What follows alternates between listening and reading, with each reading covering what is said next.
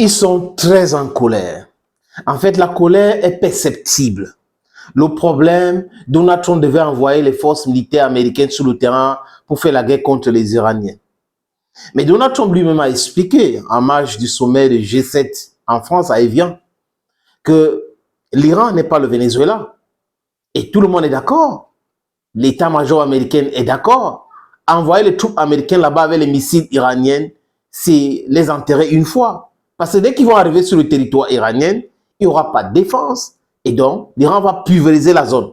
Conséquence, c'est des milliers et des milliers de gens qu'on va envoyer au repos éternel. Donc, quand Donald Trump prend la décision d'arrêter la guerre, d'appeler à un cessez-le-feu, c'est parce que lui-même, qui est un gars belliqueux, bellissime, il voit la réalité de la chose. Il voulait le spectacle. On va entrer en Iran, on va prendre ci, on va prendre ça. Après, les médias vont parler, les autres pays vont paniquer. Mais non, ça ne s'est pas passé comme Donald Trump avait planifié. La réalité, ça va être tout autre chose.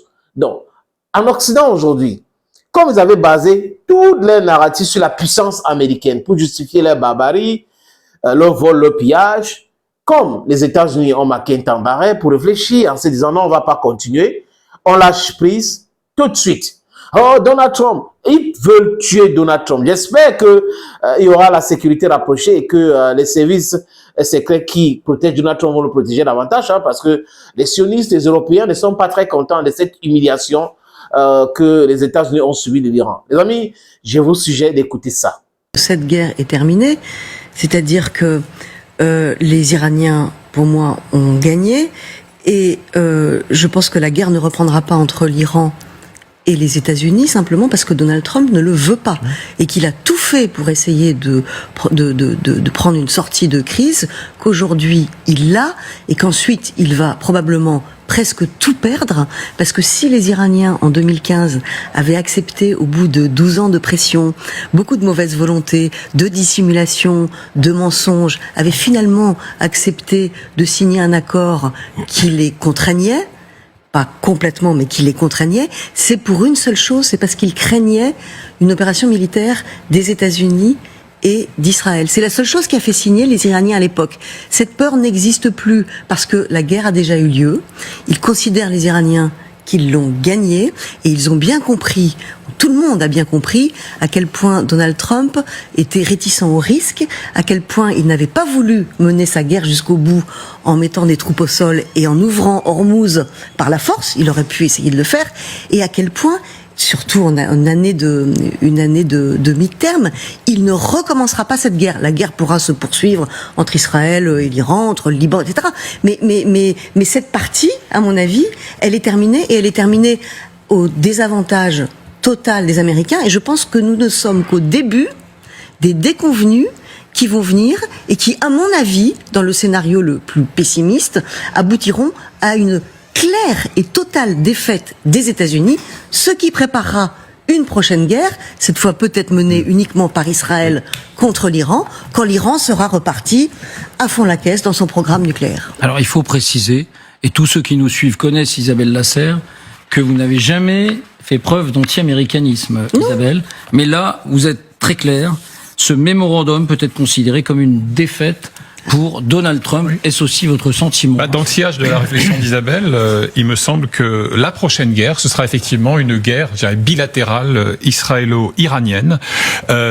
J'observe par ailleurs que ce protocole, si on fait un petit pas de côté, il est censé couvrir une séquence de 60 jours qui en durera vraisemblablement le double ou le triple, séquence au cours de laquelle les belligérants doivent s'efforcer de régler les contentieux non résolus, c'est-à-dire tous les contentieux, ceux qui ont été égrenés par Lucille à l'instant. Et on nous parle, dans ce cas-là, c'est la vulgate du moment d'accord ou de pacte gagnant-gagnant. Moi, je ne vois que des perdants. Les Iraniens, les civils iraniens, qui sont les grands cocus de ce psychodrame. Le Liban, évidemment. Mais également le magistère dissuasif du shérif de Mar-a-Lago, des États-Unis. Est-ce que vous pouvez nous dire, Vincent, pardon de vous interrompre, en quoi ce protocole représente encore des reculs américains par rapport à ce qu'ils affichaient au début de la guerre? Eh bien, prenons un exemple très simple. On a entendu à l'instant Donald Trump céder à son obsession pathologique contre Barack Obama. lorsqu'il déchire en 2018 l'accord de 2015, le fameux JCPOA, dont on parlera tout à l'heure. En fait, ce n'est pas la teneur de l'accord dont il ignore sans doute l'essentiel qui importe, c'est l'identité du signataire. Et le signataire, c'est Barack Obama.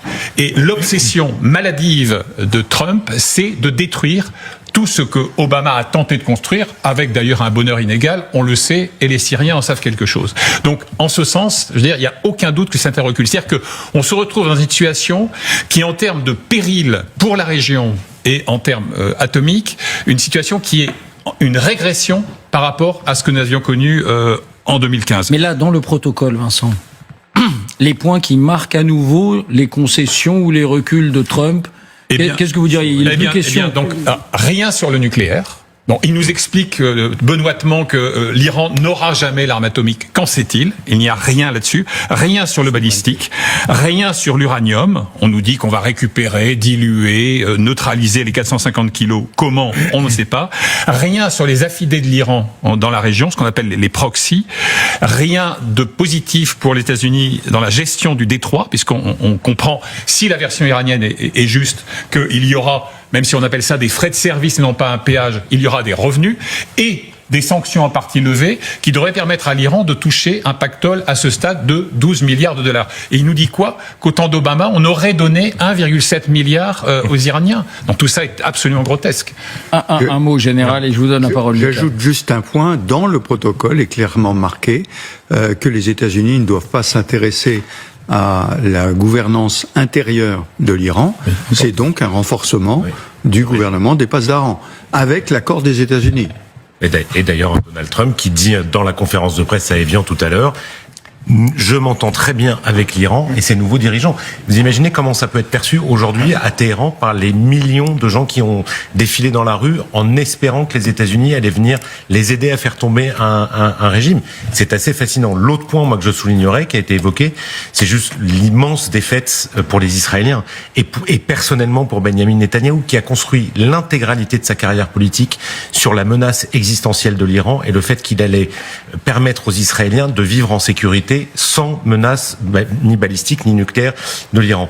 De ce point de vue-là, c'est un lâchage en règle de la part de Donald Trump pour Netanyahou. Netanyahou qui va faire face à des élections au plus tard le 27 octobre prochain, qui se retrouve dans une situation extrêmement délicate aujourd'hui. L'intégralité de la classe politique, de la gauche à l'extrême droite en Israël, lui tombe dessus à bras raccourcis en disant il a échoué sur tout. Alors, vous avez évoqué tout à l'heure le fait que Israël puisse faire la guerre seul contre l'Iran. D'un point de vue purement militaire, c'est quasiment impossible, sauf à faire des opérations extrêmement courtes, ça qu'ils peuvent faire en 24 heures. Mais Israël ne peut pas mener une guerre de 3 mois contre le régime iranien. Tout ça, on l'a dit et répété, mais il faut le redire, parce qu'il n'a pas suffisamment d'avions ravitailleurs pour mener de vraies opérations militaires. Et elle est très en colère. Ils sont tous en colère. En fait, ils ont peur.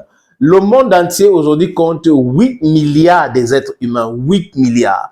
Et moins de 1 milliard de personnes veut diriger plus de 7 milliards de personnes. Au point où, quand ils échouent quelque part, c'est vraiment la terre entière tombe sur eux. Donald Trump ne devrait pas faire ci. Donald Trump n'a pas, et c'est pas normal. Il devrait faire ceci, il devrait faire cela. Donald Trump, il a fait ce qu'il pouvait faire. C'est ça la réalité. Donald Trump a fait ce qu'il pouvait faire. Si ces médias-là, ces experts-là pouvaient comprendre. Mais bon, c'est votre hégémonie qui est en train de s'écrouler. Je peux comprendre.